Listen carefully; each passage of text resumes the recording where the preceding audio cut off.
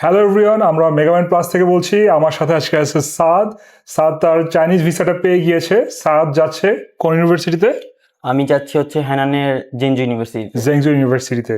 So ভাইয়া, visa তো আজকে পেয়ে গিয়েছেন। জি। কেমন ফিল করছেন আপনি? এতদিনের কষ্ট পরিশ্রম, ইউনিভার্সিটি ইন্টারভিউ, সিএসসি পরীক্ষা সবকিছু মিলে এতদিন পর যে মানে বিদেশ যাওয়ার ইচ্ছাটা পূর্ণ হয়েছে, ভিসাটাই সব মানে খুশিটা বলার মতন না আর কি। I totally understand that. আচ্ছা ভাই, আপনি ভিসাটা পেয়ে সবার আগে কাকে ফোন দিয়েছেন? সবার আগে আমার আম্মুকে ফোন দিয়েছি। আমার আম্মু হচ্ছে জব করে, তো দ্যাটস ওয়াই। তারপর আচ্ছা, আমার আম্মুর পর আমার নানা নানু সবাই মানে ফ্যামিলি মেম্বার সবাইকে জানাইছি আর কি। তারা আসলে কতটুকু এক্সাইটেড? তারাও অনেক খুশি। আমার অন্যান্য কাজিন তারাও যাচ্ছে। তো সবার মধ্যে একটা চিন্তা থাকে ভিসা নিয়ে, যে দেখো আজকালকার ভিসার যে অবস্থা বাংলাদেশে, অস্ট্রেলিয়া, অন্য দেশ থেকে, তাই চিন্তাটা অ্যাকচুয়ালি অনেক বেশি হয়। জানার পরে তারা অনেক খুশি হয়েছে এই জন্য আর কি, ভিসাটা কমপ্লিট। জেংজু ইউনিভার্সিটি কিন্তু আসলে সাধারণ কোনো ইউনিভার্সিটি না, এটা কিন্তু একটা টপ র্যাঙ্ক ইউনিভার্সিটি। ওখানে পড়ার ইচ্ছাটা আপনার কবে থেকে আসলো? অ্যাকচুয়ালি আমি এত ভালো করে ফার্স্টে জানতাম না। আমি মামার মাধ্যমে জানতে পারছি মেগামাইন্ড নিয়ে। তারপরে আপুর সাথে কথা হয়েছে। আপু আমাকে অন্যান্য ইউনিভার্সিটি নিয়ে জানিয়েছে যে কোন ইউনিভার্সিটি ভালো হয়। এরকমভাবে জানতে পারছি যে জেনজু ইউনিভার্সিটি সম্পর্কে। জানতে পারছি যে জেনজু ইউনিভার্সিটি 581 ইউএস র্যাঙ্কে, এটা অনেক ভালো। বড় এছাড়া ফেসবুক ঘাঁটছি, তার মাধ্যমে জানতে পারছি যে জেনজু ইউনিভার্সিটি এটা হচ্ছে অনেক ভালো একটা ইউনিভার্সিটি। জেংজুতে আপনি কোনো স্কলারশিপ পেয়েছেন? জি, জি। আমি জেনজুতে টাইপ এ পার্সিয়াল স্কলারশিপ পেয়েছি। এর জন্য আমাকে পার ইয়ার মাত্র ৳1,00,000 বিডিতে টিউশন ফি দিতে হবে। এটাই তো মনে হয় হাইয়েস্ট স্কলারশিপ, জি, তাই না? জেনজুতে এটাই হাইয়েস্ট স্কলারশিপ। রাইট। জেংজোতে স্পেশাল যে বিষয়টা হচ্ছে, এটা অনেক বড় একটা ইউনিভার্সিটি, অনেক বড় একটা ক্যাম্পাস। তো এখানে যে হাইয়েস্ট যে স্কলারশিপটা, ভাইয়া কিন্তু সেই স্কলারশিপটা পেয়েছে।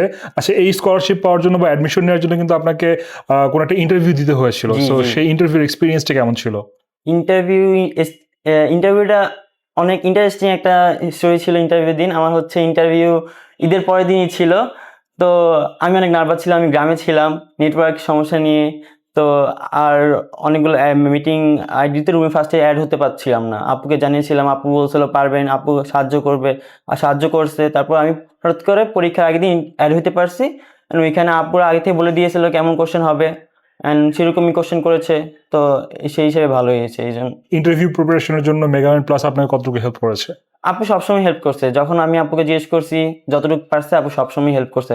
কবে এবং কিভাবে মেগাম্যান প্লাস সম্পর্কে জানতে পারলেন? আমি ডিসেম্বরের শেষের দিকে যখন বিদেশ যাওয়ার পরিকল্পনা শুরু করেছি, তখন আমার মামার সাথে কথা বলছি। আর অন্যান্য আত্মীয়স্বজন যারা জানে যে কীভাবে কী করতে পারি। আমার মা তখন মামার কাছ থেকে জানতে পারছে মেগামাইন্ড প্লাস সম্পর্কে। তারপর আমি আমার মা-বাবাকে নিয়ে ফার্স্ট টাইম মেগামাইন্ড প্লাসে আসছি।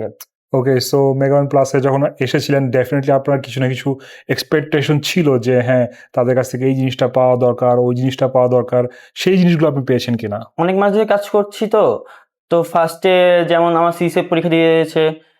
আমি তো ফার্স্টে জানতামই না সিএসএ পরীক্ষা দিতে। হঠাৎ করে এই বছর আমাদের সিএসএ পরীক্ষা দিতে হয়েছে। তো তারপর এগুলা যখনই মানে সমস্যা হয়েছে, আমি আপুর সাথে কথা বলছি যে, "আপু এটা সমস্যা, এটা কিভাবে করব?" তো সবসময়ই আপু সেভাবে হেল্প করছে যেটা দরকার আরকি। এভাবেই সবসময়ই ছিল বলতে গেলে। এটা নিয়ে বলার মতন কোনো আচ্ছা, ডেফিনেটলি অনেক লম্বা একটা সময় আমাদের সাথে ছিলেন, অনেক কিছু এক্সপেরিয়েন্স করেছেন। আপনার কোন জিনিসটা সবচেয়ে বেশি ভালো লেগেছে রিগার্ডিং মেগাম্যান প্লাস? ইনফরমেশন দিতে পারাটাই সবচেয়ে বেশি আমার কাছে ভালো লাগছে। যে ইউনিভার্সিটি আমি খুঁজে পাচ্ছিলাম না তখন, যেমন আপুরা আরও অন্যান্য ভালো ইউনিভার্সিটি নিয়ে কাজ করে। তো অনেক স্টুডেন্টরা যাচ্ছে। সেই হিসেবে আপুদের আপনারা অ্যাকুরেট ইনফরমেশন দিতে পারছেন ইউনিভার্সিটিতে কেমন স্কলারশিপ পাবো নাকি আমার জিপিএ, আমার রেজাল্ট অনুসারে আমি কতটুকু ইনশিওর পসিবল সেটা আমি জানতে পারছি সবসময় ঠিকমতো। এটাই হচ্ছে সবচেয়ে ভালো দিক ছিল আমার জন্য। আপনি তো অনেকদিন ধরে আমাদের সাথে ছিলেন। সো একদম এখানে আসা থেকে শুরু করে একদম আজকে পর্যন্ত, ভিসা পাওয়াটা পর্যন্ত আপনার পুরো প্রসেসটা কেমন ছিল? প্রসেসটা মানে ভয় ছিল, চিন্তা ছিল, কিন্তু আপুরা জিনিসটা স্মুথ করে দিয়েছে। মানে ফার্স্টে আমি আসছি, তখন আমি ফার্স্টে অস্ট্রেলিয়া যাওয়ার প্ল্যান করতেছিলাম, কিন্তু অস্ট্রেলিয়া যে ভিসার অনেক কমে গেছে, দ্যাটস ওয়াই পরে প্ল্যানটা চায়নাতে চেঞ্জ হয়েছে। তো এখানে আসার পরে চায়নার হেড মনীষা আপুর সাথে কথা হয়েছে। মনীষা আপু তারপর থেকে মনীষা আপু গাইড করা শুরু করছে। তবে সিএসএ পরীক্ষা দিতে হয়েছে। এরপরে সিএসএ পরীক্ষা দিয়েছি, তখন আপুরাই মনীষা আপু রেজিস্ট্রেশন করে দিয়েছে। এভাবে তারপর সিএসসি পরীক্ষা দেওয়ার পরে যখন ইউনিভার্সিটি অ্যাপ্লাই করেছি, ইউনিভার্সিটি অ্যাপ্লাই করার স্কলারশিপ এসেছে, সব ইনফরমেশন সবসময় চিন্তা কাজ করছে। এই সবগুলো স্টেপে চিন্তা কাজ করছে, কিন্তু আপনারা যে সঠিক আমাকে সব ইনফরমেশন দিয়েছে, তার মাধ্যমে জিনিসটা একটু কমছে। এই এর জন্যই এত স্মুথলি এই এই পর্যায়ে পৌঁছাতে পেরেছি। আপনার কথা শুনে মনে হচ্ছে যে আপনি হঠাৎ করে চায়নার জন্য ডিসিশনটা নিয়েছেন। সো এর আগে চায়না সম্পর্কে কি কি মিসকনসেপশন আপনার ছিল এবং চায়না নিয়ে যখন রিসার্চ করা শুরু করেছেন সেগুলো হয়তো বা কাটিয়ে উঠতে পেরেছেন। সো কি ছিল মিসকনসেপশনস? আমি জানতাম না যে চায়নাতে এত খরচ কম অ্যাকচুয়ালি। আমি তো মনে করতাম চায়নাতে অনেক খরচ বেশি হবে, আর চায়নাতে হয়তো এত ইন্টারন্যাশনাল স্টুডেন্ট যায় না। কিন্তু যখন আমি জানতে পারছি তখন আমি বুঝতে পারছি যে চায়নাতে অনেক পরিমাণ ইন্টারন্যাশনাল স্টুডেন্ট যায়, তারপর বাংলাদেশি স্টুডেন্টও অনেক যায়। তারপরে স্কলারশিপ খরচ অন্যান্য দেশের তুলনায় অনেক কম। সেটা আমি আগে জানতাম না, যখন আমি কাজ করা শুরু করছি তারপরে জানতে পারছি। এক্স্যাক্টলি। সো এখন যারা আসলে ডিসিশন নিতে পারছে না তাদের উদ্দেশ্যে আপনি কি বলবেন? মানে যারা চায়নাতে যেতে চাচ্ছে কিন্তু আসলে ফাইনাল ডিসিশনটা নিতে পারতেছে না, অনেক ধরনের কনফিউশনের মধ্যে আছে, তাদের উদ্দেশ্যে আপনি কি বলবেন? আমি বলবো ডিসিশনটা তাড়াতাড়ি নেওয়া উচিত, বিকজ একটা ইয়ার গ্যাপ পড়ে গেলে সামনে আরো সমস্যা ফেস করতে হবে। যে যদি নিজেরা কনফিউজ থাকি তখনই তো এজেন্সি হেল্পটা লাগে, তখন আমরা এজেন্সি হেল্প নিয়ে বুঝতে পারবো যে কি করতে পারবো। তো সেই হিসেবে তাদের উচিত যে কনসালটেন্সি করা, অন্তত কনসালটেন্সি করে বোঝা যে তাদের কি করা উচিত সামনে।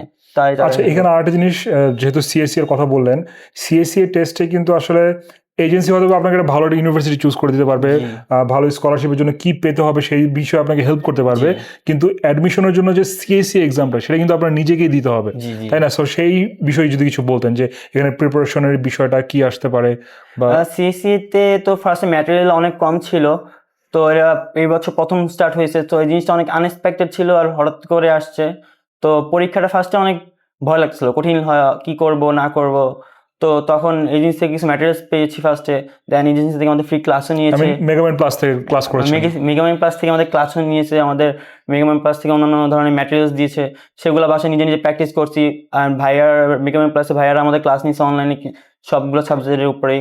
তো সেই ক্লাসগুলো পড়ার পর নিজে নিজে যা প্র্যাকটিস করেছি তার উপরেই পরীক্ষা দিয়েছি, আলহামদুলিল্লাহ ভালো হয়েছে। হোয়াটস ইউর ফিউচার প্ল্যান চায়নাতে যাওয়ার পরে? ওখানে কি বিয়ে করা? না না, অবশ্যই না।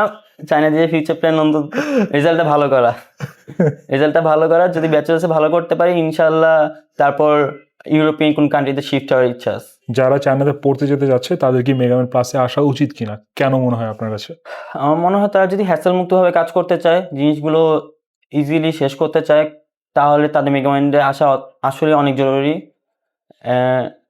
এটাই অ্যাকচুয়ালি মেইন রিজন, বিকজ নিজে নিজে করাটা চায়নার কাজগুলো অনেক হ্যাসেল আর অনেক কষ্টকর। ওকে, থ্যাংক ইউ সো মাচ সাদ, আপনাকে অনেক শুভকামনা, কংগ্রেচুলেশনস।